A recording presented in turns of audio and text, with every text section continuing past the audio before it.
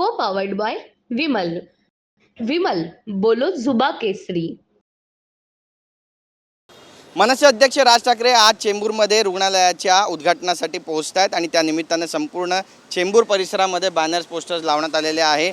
इथे असलेल्या Zeiss vision centre आणि श्री रामकृष्ण रुग्णालयाच्या नेत्रालयाच्या ओपनिंगसाठी या ठिकाणी राज ठाकरे यांचं स्वागत केलं जातं. आपण पाहतोय मनसेचे जे नेते आहेत ते सुद्धा येतात आणि ठिकठिकाणी बॅनर्स पोस्टर्स लावण्यात आलेले आहे. या बॅनरवर आशय राजकारणापलीकडचं व्यक्तिमत्व हिंदू जननायक मनसे अध्यक्ष राज ठाकरे यांचं चेंबूरमध्ये हार्दिक स्वागत. माऊली थोरवे यांनी हे बॅनर या ठिकाणी लावलेत आणि संपूर्ण चेंबूरमध्ये आता मनसैनिकांनी शक्ती प्रदर्शन करायला या निमित्तानं सुरुवात केलेली. आपण थेट त्यांच्याकडे जाणार आहोत, त्यांच्याशी बातचीत करणार आहोत. राज ठाकरे हे चेंबूरमध्ये दाखल होत आहेत.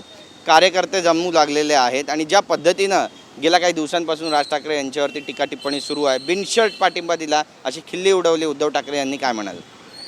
आज या ठिकाणी माननीय राजसाहेब ठाकरे एक आय हॉस्पिटलच्या उद्घाटनाचे येतात. सुप्रसिद्ध डॉक्टर नितीन देशपांडे यांचं हे हॉस्पिटल आहे आणि कारण कुठलंही असलं तरी माननीय राजसाहेब ज्यावेळेस येतात विभागामध्ये त्यासाठी आम्हाला महाराज सैनिकासाठी तो एक उत्सव असतो आणि एक कार्यकर्त्यांना ऊर्जा मिळत असते.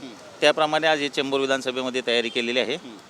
आणि राहिला प्रश्न बिनशर्त पाठिंब्याचा, आता त्यांनी विचार करावा की आमच्या पाठिंब्यामुळे त्यांच्या मुलाला आमदार केलं, मंत्री केलं, कल्याण डोंबिवली महानगरपालिकेत महापौर केलं, हे सगळे त्या गोष्टी विसरलेल्या आहेत. त्यामुळे ते त्यांच्यावर बोलण्याची जास्त गरज नाही. येणाऱ्या विधानसभेमध्ये आमचा पाठिंबा काय असतो हे त्यांना माहीत पडेल. नक्कीच. या ठिकाणाहून आपण पाहिलं की राहुल शेवाळे हे लोकसभेसाठी उमेदवार होते, पण त्यांचा देखील या ठिकाणी पराभव झाला. तुम्ही तर त्यावेळी युतीमध्येच होता. मग विधानसभेमध्ये नेमकं चित्र कशा पद्धतीचं असेल? यावेळेची लोकसभेची निवडणूक फार विचित्र पद्धतीने जाती धर्मावर गेलेले आपण सर्वांनी पाहिलेलं आहे आणि फक्त दक्षिण मध्य मुंबईत नव्हे तर याचा फटका सर्व महाराष्ट्रात बसलेला आहे.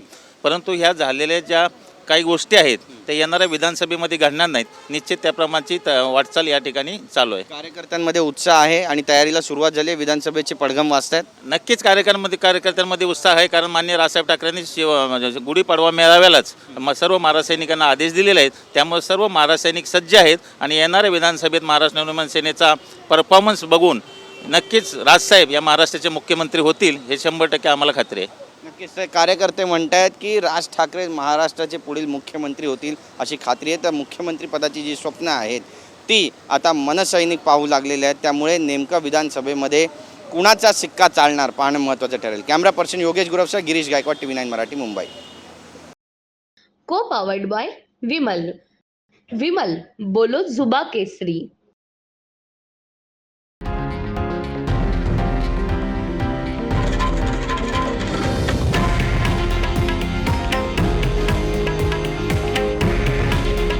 हे आहे देशातील नंबर 1 न्यूज नेटवर्क आणि आपण पाहत आहात TV9 मराठी. काळजी तुमची, हित महाराष्ट्राचं.